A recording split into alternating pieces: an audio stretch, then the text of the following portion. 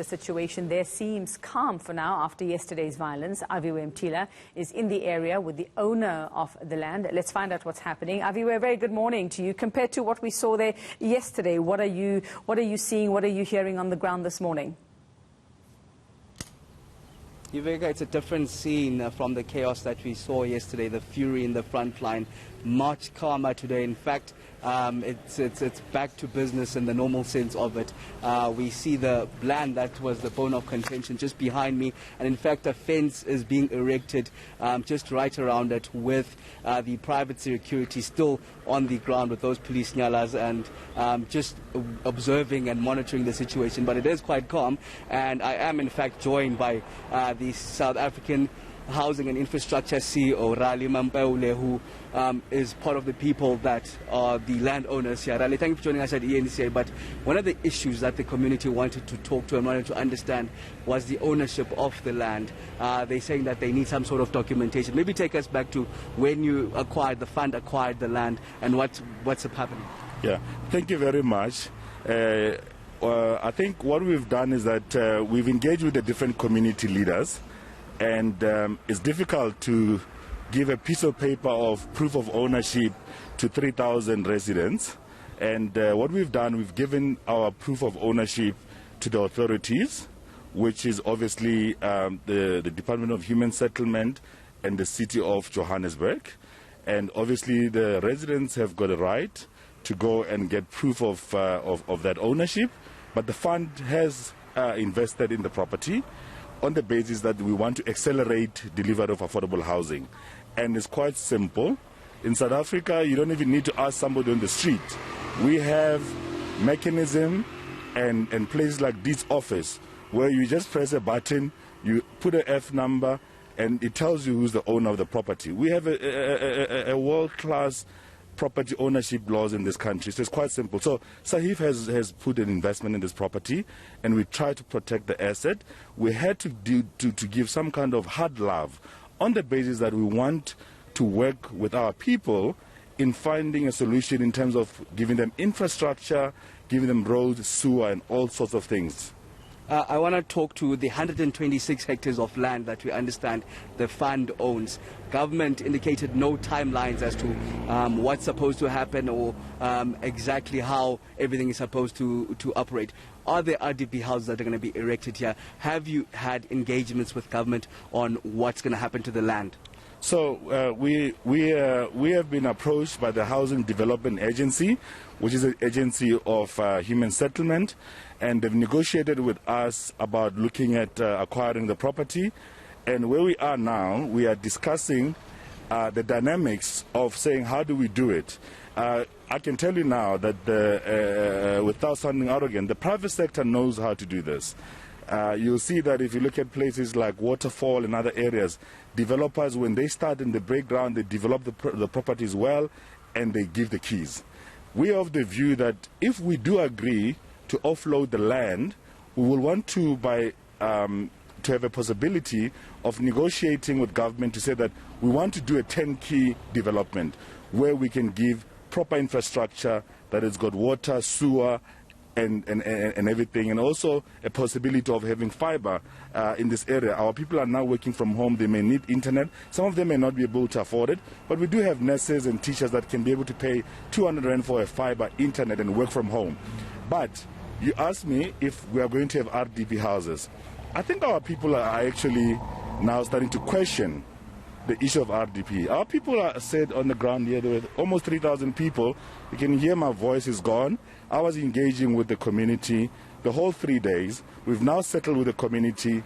They are now building the fence themselves. We've given them employment now. They're the one that are erecting the fence to secure the place. We are getting the locals to secure the place now from a security point of view. So we are doing already local empowerment. And the next step is for us to go inside and start developing and working with the locals. Now, in terms of RDPs, most of the people, when we were doing our own consulting, said to us that we want land. We want land. They keep on saying we want land, and we want to build our own houses. We have been waiting since 1996 for an RDP. We haven't received it. So obviously as the private sector and as a fund, we have to look at the demand. The demand at this point in time says that people want land. So we'll give them service stands, hence the fund has launched close to 2 years ago now, and our aim was quite clear when we launched, that it's a 15 billion rand fund that is going to buy land in the country and service it and give it to our people to build their own houses. And that's what we're going to do here. So obviously we'll have to speak to any parties that might be interested. We have had the Housing Development Agency wanting to talk to us, or we are talking to them. We've also have some listed property companies that are talking to us about development. So we will get the best scenario and be able to be in a position where we decide what will be best for the community. At the end of the day, the fund bought the property to make sure that these people can be able to have housing immediately. So in an earlier conversation I had with the MEC of Human Settlements around Gauteng, he seemed to suggest that the conversations were looking at either acquiring all the 126 hectares of the land or letting you build it as a property developer. How are those conversations going? Well, we are waiting for an appointment. We have received a letter from Housing Development Agency indicating that they have an interest in the property, and they give us some terms. We replied to them and gave them some conditions, which mainly we were talking about what we want to do. And if we are both aligning with them, we might look at doing something with them. But we're speaking to different entities and even ourselves to do the development. So at this point in time, we will want to do a 10-key development so that we can speed up and accelerate it because we know how to do it. But I don't want to talk on behalf of government. There are non-disclosures because we're still negotiating. So there are certain terms that obviously I can't be able to discuss. But at the right time, I think the government and ourselves will announce if we do come into some kind of an agreement. If not, the land is privately owned. We will make sure that our people get housing. And just lastly, in terms of maintaining the peace that we're seeing is happening here, what are your plans around that? I see there is a fence that's being erected. Yes, no, clearly. So we've engaged. So we went on the ground and identified the people that had concerns. Unfortunately, they didn't have there were different structures. So for the last 3 days, I was on the ground. You've been seeing me here. I didn't run away, and I was speaking to the people myself in that thing. And what we've established now is that we've done an agreement with different community members that they understand that they will give us time to install services, roads and sewer. And once that is done, we'll then be able to engage with them to see how they can be able to participate in this 126 hectares. But definitely there's going to be local empowerment. We are working with them. They are busy putting the fence themselves. And we are going to be in a situation where we're going to create employment here. We're going to have clinics. We're going to have other social impact stuff that will be able to make a difference to this community. What is so important is for the community to understand that the SAHIF, the fund, only got involved just not more than even 3 months in this piece of land. And the reason, the delay that has been here for the last, 20 years was with the previous owners. So we've stepped in, we will make magic. We have done during COVID in Rudeport, moved 300 people from tents into new homes, temporary units, and we did that in 2 weeks. So we know how to do this, and we know how to do community engagement. And it's quite unfortunate what had happened here in terms of other people that maybe were shot with rubber bullets. But we're not in the space of controlling crowd. So we hired Fidelity Special Unit that deals with land invasion, and they were guiding us on what we must do to control the crowd.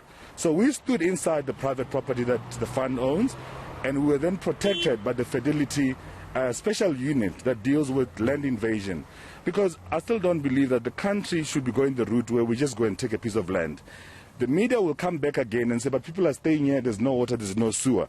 So we were avoiding that. So it's quite unfortunate that there were some casualties, but we made sure, there's no death that were reported here. People were hurt, and we apologize for that. And the Fidelity will then give me a report on how they've managed to stabilize the crowd. Obviously, the crowd then moved into the municipality streets, and in that case, then the police were there to control the crowd so that they allowed nurses to go to work. We are in a pandemic. Some of the nurses work at Waterfall and some of the hospitals around the area. Who stays here? And they're all blocked. They could not be able to go to work. So the Metro Police, I won't speak on their behalf, but what I saw when I was inside the private property was them trying to open up the roads and dispersing the crowd to allow people to go to work. And that's what has happened. But I think we have success. We think it has settled down. The community, we are in agreement with them, and they are now working, and we're going to now develop this place and make sure that our people get housing. People need housing. In South Africa, we are having a housing crisis, and hence this fund that we've created to make sure that we come in as a private sector to work with our government to give our people housing. Thank you very much, Rale Mambaule, the CEO of the South African Housing and Infrastructure Fund, committing to build the sewage and the water on the 126 hectares that has been a bone of contention, but they're mentioning that there's still talks behind doors with both government and private sector on what to do going forward with the land. All right, everywhere, I suppose it'll be a case of seeing is believing. Thank you so much for that, Rabie Ridge in Rabie Ridge, for us. Very different scenes from yesterday. Well, government